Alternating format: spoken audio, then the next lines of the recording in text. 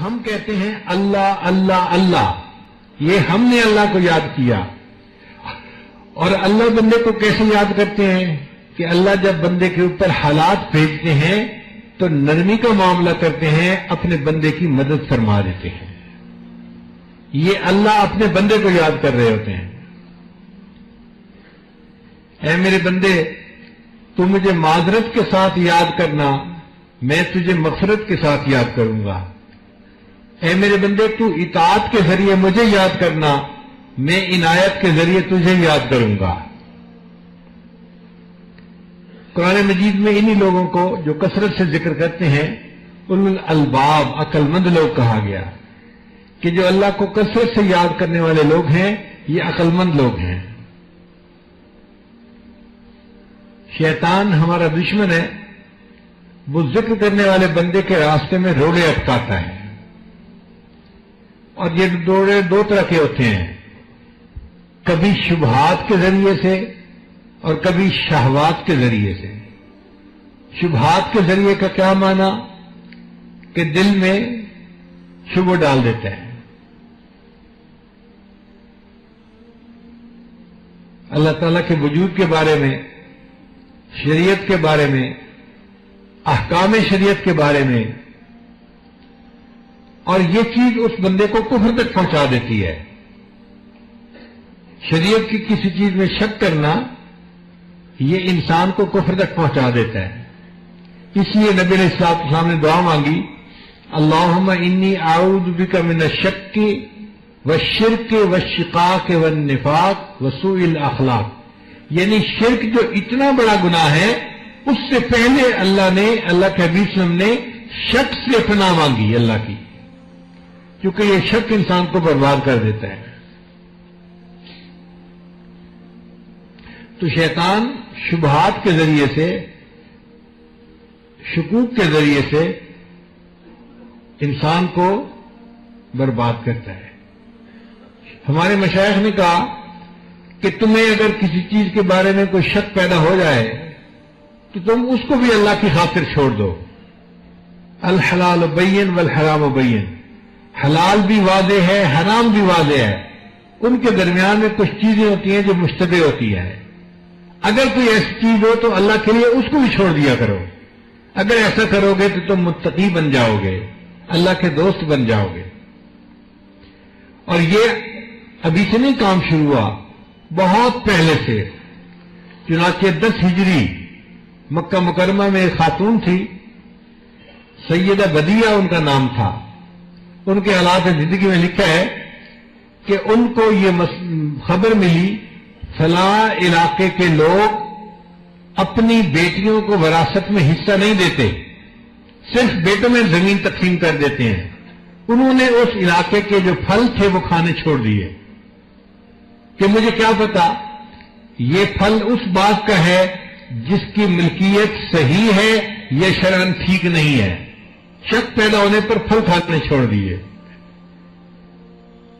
امام اعظم حنیفہ رحمۃ اللہ کے پاس ایک آدمی آیا، حضرت میری بکری گم ہو گئی. تو میں تلاش کرو. چند دن کے بعد آیا، حضرت کوئی پتہ نہیں چلتا. تو میں اچھا یہ بتاؤ بکری کی عمر کیسے ہوتی ہے؟ اس نے کہا جی کہ اتنے سال بکری کی عمر ہوتی ہے. تو جتنے سال اس نے کہا اتنے سال حضرت نے مارکیٹ سے بکری کا گوشت لے کر کھانا چھوڑ دیا. مجھے کیا پتا یہ چوری کی بکری کا کہیں گوشت نہ ہو جو مجھے دے دیا جا رہا.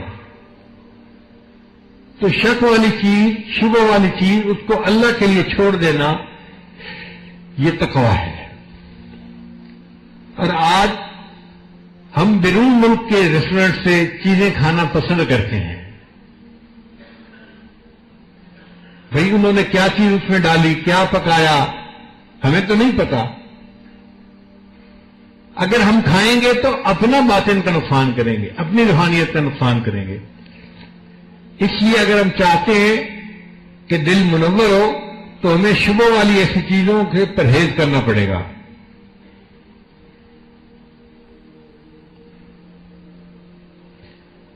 ابو عقبہ رحمۃ اللہ علیہ ایک بزرگ تھے، مسجد نبوی میں نماز پڑھ کے نکلے تو ان کو محسوس ہوا کہ ان کی جیب میں کچھ دینار تھے، وہ گر گئے، تو دوبارہ گئے لینے کے لیے۔ ایک جگہ انہیں دینار پڑے ہوئے مل گئے، مگر دل میں خیال آیا ضروری تو نہیں کہ یہ میرے ہو سکتا ہے کسی اور کے گرے ہوئے ہو۔ اس خیال کے آنے کی وجہ سے انہوں نے ان دیناروں کو نہیں اٹھایا کہ کیا پتہ یہ کسی اور کے ہوں۔ تو اصول یہ ہے کہ جب کسی چیز میں شک پڑ گیا، اب اس کو اللہ کے لیے چھوڑ دو۔ اور دوسرا طریقہ ہے کہ شیطان انسان کو شہوات کے ذریعے سے گراتا ہے، اس کے ذہن میں نفسانی، شیطانی، شہوانی خیالات پیدا کرتا ہے۔ ہمارے مشائخ نے اس کا سمپل حل بتایا کہ تم ایسے خیال کو ذہن میں ٹکنے ہی نہ دو، جیسے ہی یہ خیال ذہن میں آئے تم اللہ کو یاد کرو تاکہ یہ خیال ذہن سے فوراً نکل جائے۔ اس کی مثال یوں سمجھیں، آپ کے فون پہ اگر کسی کا میسج آتا ہے، اس کو پڑھنا یا نہ پڑھنا یہ آپ کا اختیار ہے۔ اگر نہیں پڑھیں گے تو آپ کو کوئی نقصان نہیں دیتا، پڑھیں گے تو پھر اس کے بارے میں آپ سوچیں گے۔ اسی طرح شیطان ذہن میں خیال کا میسج بھیجتا ہے۔ جب ہمیں پتہ ہے کہ یہ گناہ کا خیال ہے، اس کو کھولنے کی کیا ضرورت ہے، اس کو پڑھنے کی کیا ضرورت ہے؟ آپ اس کو نہ پڑھیں، اگنور کر دیں، کوئی نقصان نہیں دے گا۔ خیال کا ذہن میں آ جانا یہ برا نہیں ہے، خیال کا خود ذہن میں لانا اور اس کو ذہن میں جمانا یہ برا ہوتا ہے۔ جس میں بندے کا اختیار نہیں، اللہ تعالیٰ اس چیز پر اس کی پکڑ بھی نہیں فرماتے۔ شریعت کا مسئلہ ہے، جنگلی ہرن اور اڑتے پرندے کو کوئی شخص بیچ نہیں سکتا۔ کوئی نہیں کہہ سکتا جی کہ جنگل میں فلاں ہرن پھر رہا ہے، میں آپ کو بیچتا ہوں، پیسے مجھے دے دیں۔ اس کی بے ہو ہی نہیں سکتی۔ کیوں؟ کہ چیز کے اوپر قبضہ، اختیار نہیں ہے، قبضہ نہیں ہے۔ اڑتے پرندے پر اختیار نہیں ہے۔ تو جب غیر اختیاری چیز کی بے نہیں ہو سکتی تو غیر اختیاری جو خیالات آتے ہیں اس پر بھی اللہ تعالیٰ بندے کی پکڑ نہیں فرماتے۔ یہ تو تمہارے اختیار میں ہی نہیں تھا، ہم تمہاری پکڑ کیسے کریں؟ غیر اختیاری خیالات کا آنا نہ معصیت ہے نہ مرض ہے۔ یہ کوئی مرض کی بات نہیں ہے، نیک لوگوں کو بھی خیال آ جاتے ہیں۔ اس کا ایک ہی حل ہے کہ اس کو اگنور کر دیا جائے، اس کو ذہن میں جگہ نہ دی جائے۔ اب اس کی ترتیب یہ ہے، پہلے ذہن میں خیال پیدا ہوتا ہے،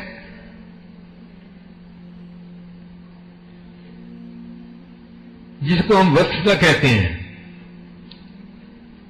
اور پھر وہ انسان کے اندر شہوت کو ابھارتا ہے، اور جب شہوت ابھرتی ہے تو انسان اس کے اوپر عمل کر لیتا ہے۔ تو وسوسہ، پھر شہوت، پھر عمل، یہ تین سیڑھیاں ہیں جو انسان چڑھتا ہے۔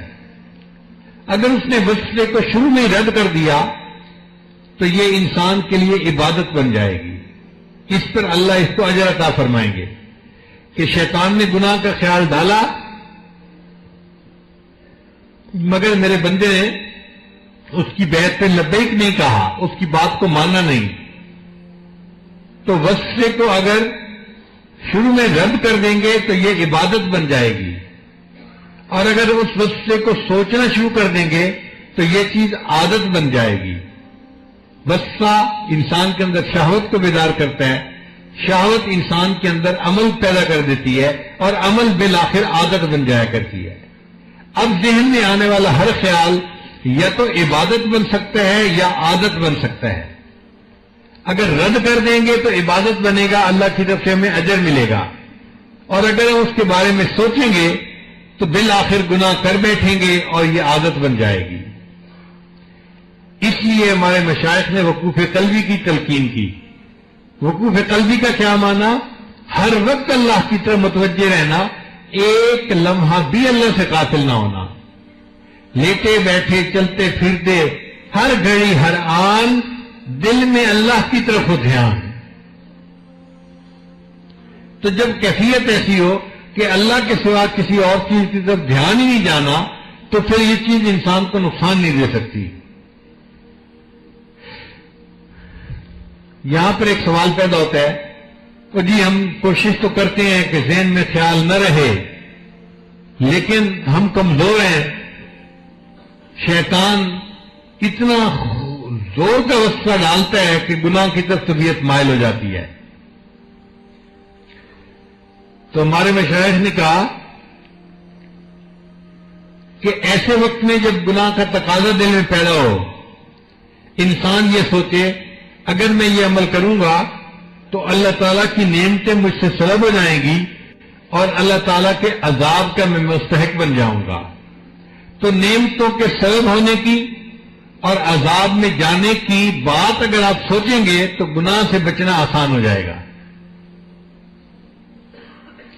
قرآن مجید کی آیت ہے، انی اخاف ان عصیت ربی عذاب یوم عظیم۔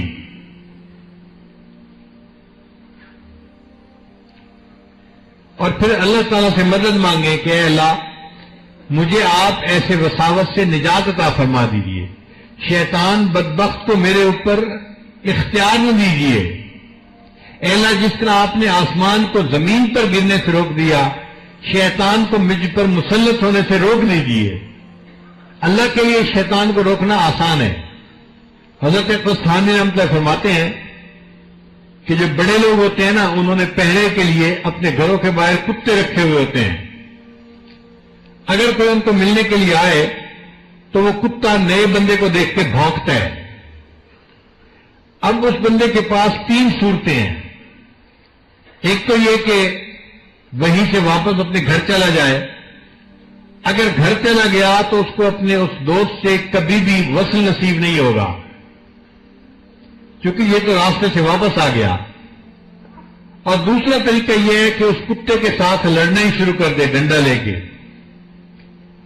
یہ بھی کوئی اچھی بات نہیں ہے، اپنا وقت ضائع کرنے والی بات ہے۔ اور تیسرا طریقہ یہ ہے کہ اپنے دوست کو اطلاع دے، اس کو پکارے، جی ذرا اپنے کتے کو آپ کنٹرول کیجئے۔ ہم نے دیکھا ہے کہ جس بندے نے کتا رکھا ہوتا ہے نا، وہ کتے کو اشارہ کر دیتا ہے، ٹونی پیچھے ہٹ جاؤ، تو کتا دم دبا کے پیچھے ہٹ جاتا ہے، اپنے مالک کی بات کو مانتا ہے۔ تو حضرت قسطلانی رحمۃ اللہ فرماتے ہیں کہ یہ شیطان اللہ رب العزت کے دروازے کا کتا ہے، جو اللہ تعالیٰ تک پہنچنا چاہتا ہے یہ کتا اس کو بھونکتا ہے۔ اب شیطانی وساوس کی وجہ سے ذکر کرنا چھوڑ دینا، مراقبہ چھوڑ دینا، یہ کوئی عقل مندی کی بات نہیں ہے۔ یا پھر ہم شیطان کے ساتھ لڑتے ہی رہیں، یہ بھی عقل مندی کی بات نہیں ہے۔ عقل مندی کی بات یہ ہے ہم اللہ سے مدد مانگیں، اے اللہ مدد فرما دے اور ان وساوس سے ہمیں نجات عطا فرما دے۔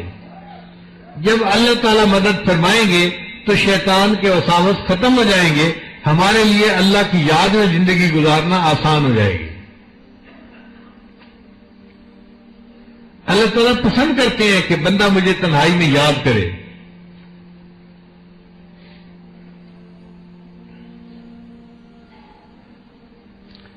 عطار ہو، رومی ہو، رازی ہو، غزالی ہو، کچھ ہاتھ نہیں آتا بن آہ سحر گائی۔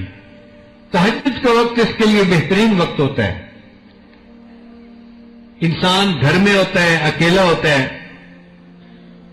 کئی مرتبہ باقی لوگ سو رہے ہوتے ہیں تو خوب تنہائی ہوتی ہے۔ اس وقت میں اٹھ کے اگر مصلے پہ بیٹھے اور اپنے اللہ کے سامنے دامن پھیلائے، یا اللہ جس طرح آپ نے آسمان کو زمین پہ گرنے سے روک دیا، شیطان کو مجھ پر مسلط ہونے سے روک دیجئے۔ اس دعا کی برکت آپ دیکھیں گے کہ وسواس کم ہو جائیں گے۔ ہمارے مشائخ نے لکھا ہے کہ ذکر کے دوران جتنے وساوس زیادہ آتے ہیں، بندے کو اس پر انعام بھی اتنا زیادہ ملتا ہے۔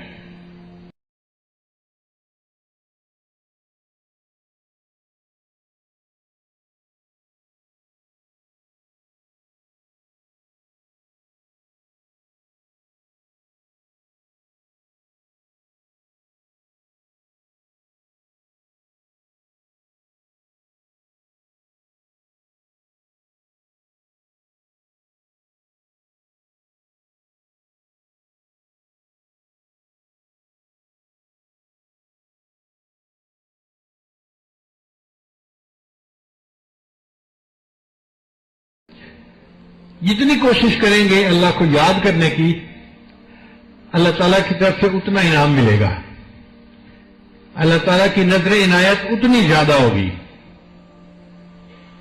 اس کو کہتے ہیں عدلے کا بدلہ۔ پوری دنیا میں یہ قانون جاری و ساری ہے، عدلے کا بدلہ۔ آپ غور کریں، ساری زندگی پرندے کیڑے مکوڑوں کو کھاتے ہیں، اور جب پرندے مر جاتے ہیں تو ان کو کیڑے مکوڑے کھا رہے ہوتے ہیں۔ ساری زندگی انسان زمین کی دی ہوئی سبزی